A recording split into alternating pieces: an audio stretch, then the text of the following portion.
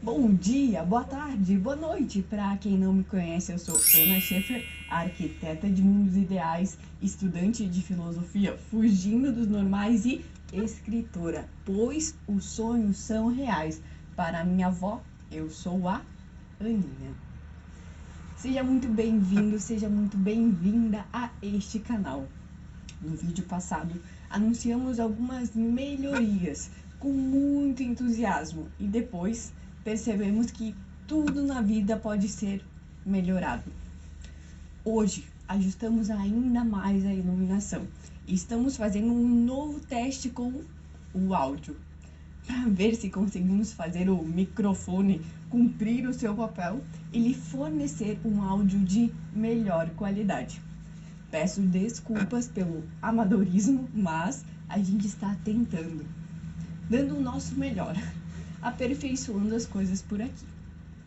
Feita essa observação, vamos a um comentário prévio. Depois de muita incerteza no vídeo passado, hoje resolvemos fugir um pouquinho dos temas, digamos, cotidianos e triviais, comuns a todos nós, e se bandear para a área do urbanismo.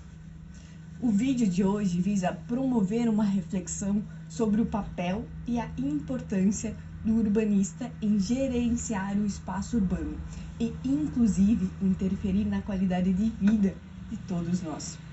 E você, sabe o que faz um urbanista? Não? Sim? Deixe um comentário para a gente ter uma noção de quantas pessoas conhecem o papel desse profissional. E não tenha vergonha se você não conhece. Acredito que a maioria das pessoas também não. E aí, já está inscrito no canal? Não? Então se inscreva logo para não perder nadinha. E não esqueça de deixar o seu like, caso gostar do vídeo, é claro. E então, bora refletir? Roda a vinheta!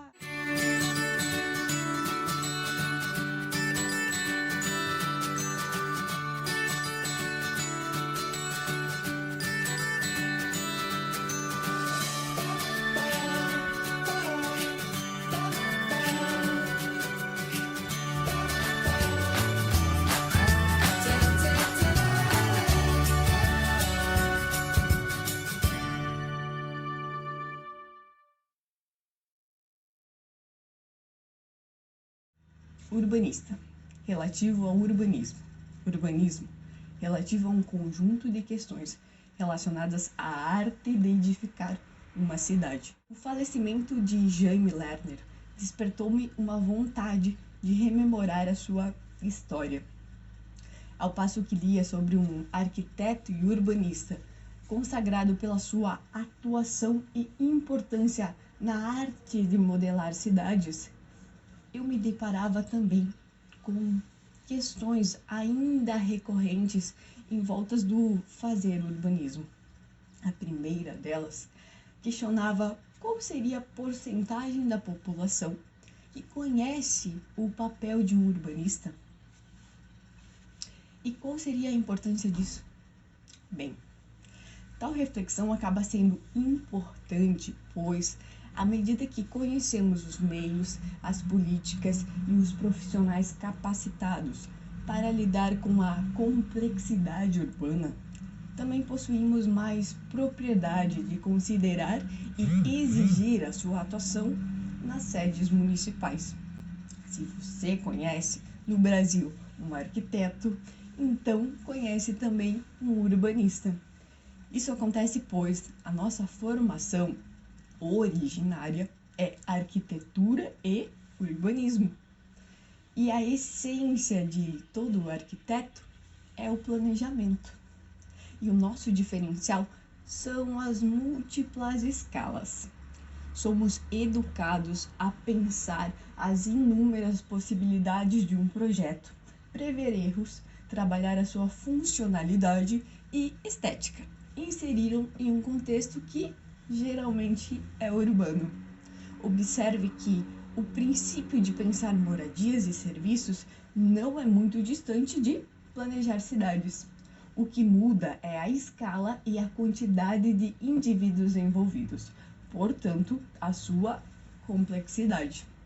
Em resumo, o urbanista é o profissional que estuda e planeja cidades, e ele geralmente se vincula às prefeituras, considerando que o espaço urbano é democrático, ou ao menos deveria, e os meios políticos são um dos mais viáveis para considerar alterações na malha urbana. Podemos dizer que quem estuda cidades desenvolve um foco integrado sobre as múltiplas facetas do espaço urbano, como moradia, lazer, mobilidade, segurança, dentre outras. E possuímos uma boa noção das causas e efeitos das políticas sobre o meio, e com isso, uma apurada capacidade em poder sugerir melhorias.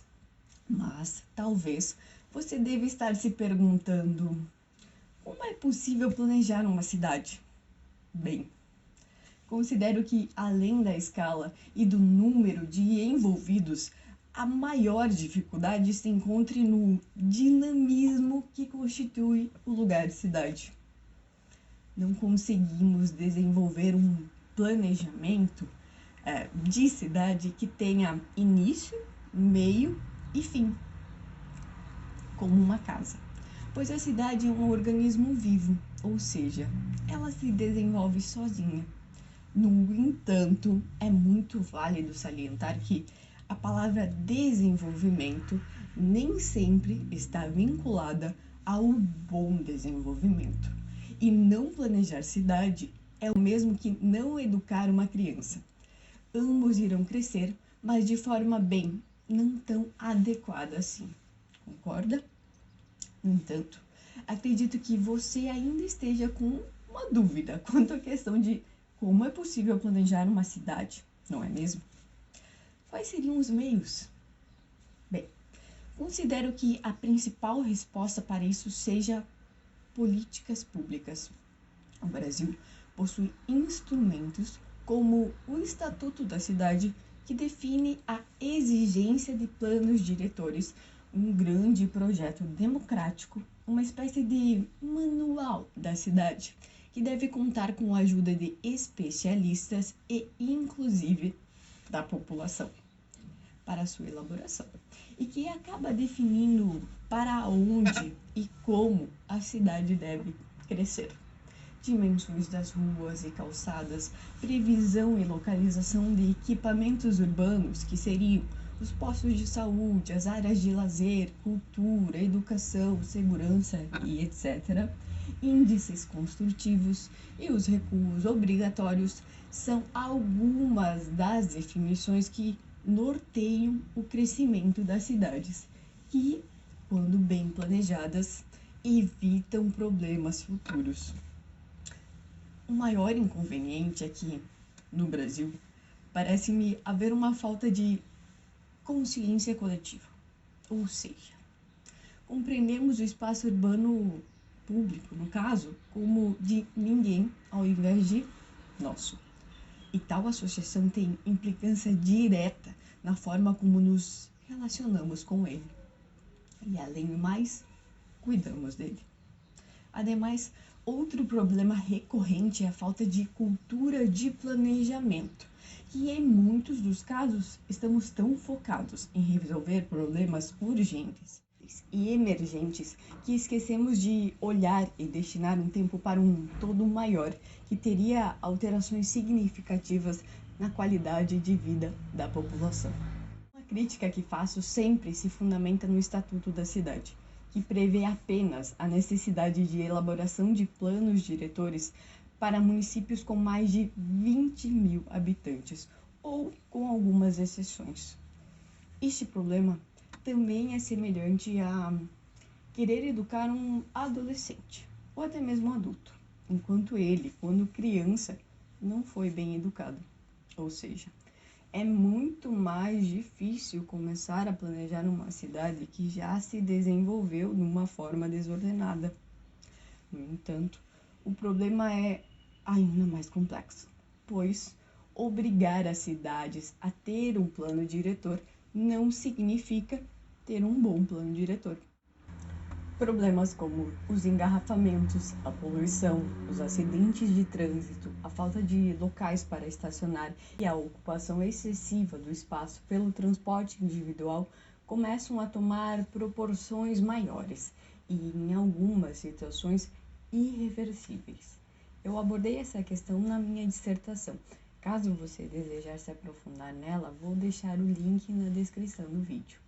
Mas, voltando ao texto, nesses casos é válido recordar que não há uma solução padrão, pois cada cidade é única e, portanto, deve ser avaliada como tal. No entanto, estudos demonstram que a implementação de meios alternativos, como, por exemplo, o transporte cicloviário, em conjunto com estratégias de reeducação, é um investimento simples e barato e que acaba se tornando aliado de uma cidade mais saudável, com um aumento significativo na qualidade de vida dos seus habitantes. Isso é muito fácil de comprovar se pensarmos que, quando possuímos uma infraestrutura segura para sair de bicicleta e nos organizamos para isso, indiretamente estamos fazendo um exercício físico. Portanto, melhorando a nossa saúde, diminuindo os gastos com combustíveis, que está muito caro cá entre nós, e a poluição, reduzindo o número de carros circulantes e, consequentemente, a probabilidade de acidentes, e etc. A teoria é algo muito prático. Na empiria, na prática, os principais problemas que observo é a incapacidade da infraestrutura política que governa as cidades em acreditar na possibilidade de mudança. E isso, ao meu ver, trata-se de uma descrença subjetiva do ser humano. E é justamente neste ponto que necessitamos de uma boa equipe multidisciplinar, incluso os urbanistas. No caso do transporte cicloviário, antes de mais nada, precisamos de infraestrutura. Assim como para nadar, precisamos de uma piscina. Depois, precisamos ser o incentivo e precisamos mostrar a viabilidade e as vantagens de se utilizar uma bicicleta. O trabalho inicial é sempre árduo, pois, como eu disse, necessitamos mudar de hábitos.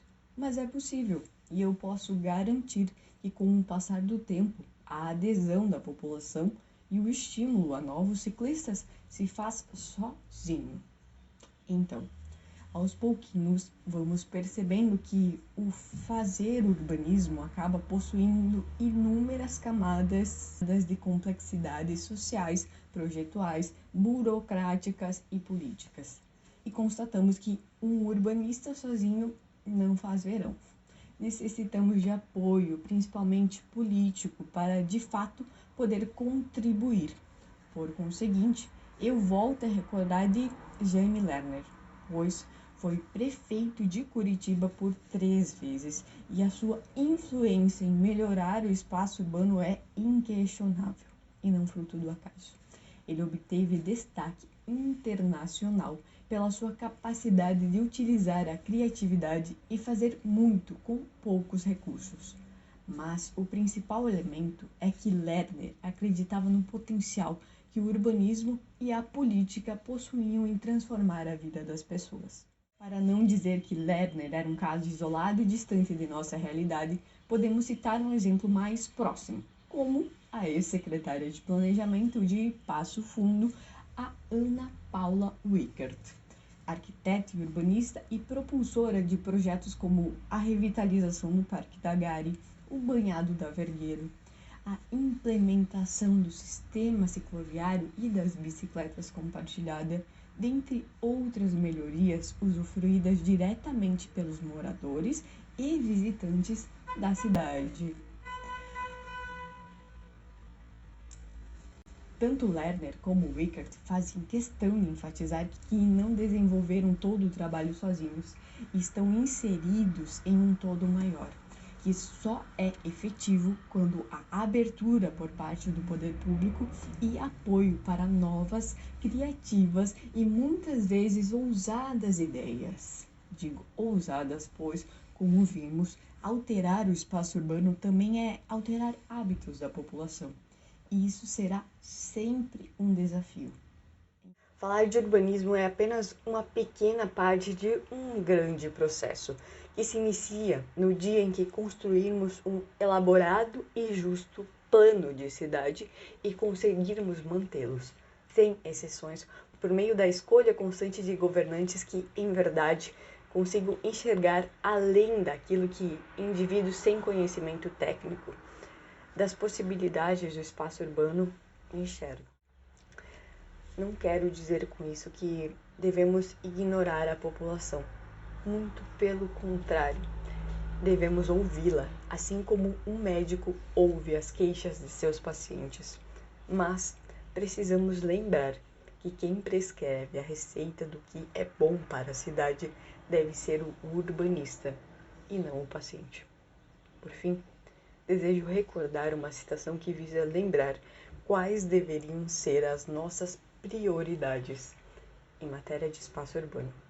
E gostaria muito que você refletisse se de fato elas parecem ser as prioridades da sua cidade. É claro, pedestre antes que carro, calçada antes que rua, espaço público antes que obras de trânsito, transporte público antes que privado. Mobilidade induz a cidade que se quer, não é apenas consequência da cidade que se faz. Essa citação é retirada de uma agenda para as cidades, consolidação das contribuições e propostas do IAB. Chegamos ao final de mais um vídeo reflexivo. Muito obrigada por passar esse tempo comigo neste vídeo. Se ele te ajudou de alguma forma ou fez sentido para você, deixe o seu like, se inscreva no canal e até mesmo faça um comentário, se sentir à vontade. E compartilhe esse vídeo para mais pessoas. Quanto mais interações tivermos, mais o YouTube acaba divulgando e assim podemos espalhar a reflexão tão rara nos tempos atuais para mais pessoas. Bem, isso é tudo, pessoal. Mais uma vez, muito obrigada e até a próxima.